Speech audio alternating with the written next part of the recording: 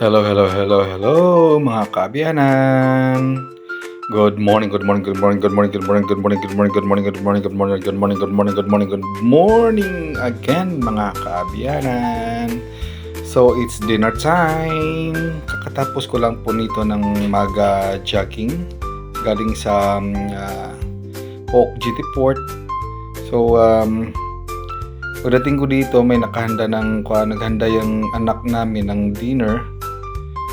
Ito is mga passion fruit harvested from the backyard, and then itong ano to, mga lettuce naman binili naman kay Ma'am Jocelyn Zamora. Shout out kay Ma'am Jo Zamora, thank you ma'am sa mga lettuce. And then of course pinarisan ng lettuce ng ng mga grapes, ng mga ubas, seedless ubas na binili nila kahapon. So yun, healthy din na muna tayo ngayon dito. Let's eat mga kabiyanan. So dito, kakatapos ko lang kumain dyan ng passion fruit. Switch naman tayo sa grapes, tsaka sa sa lettuce.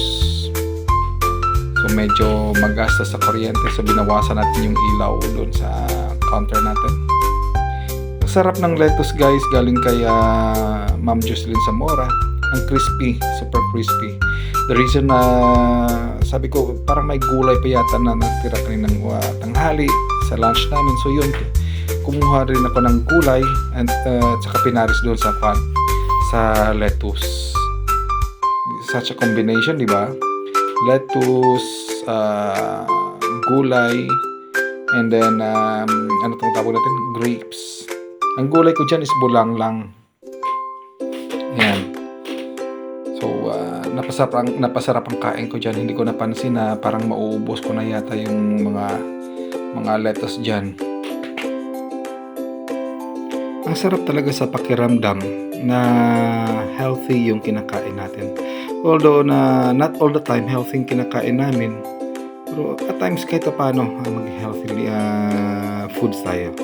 So this time, naisipan kong meron pa palang piniritong bangus na naiwan sa ref.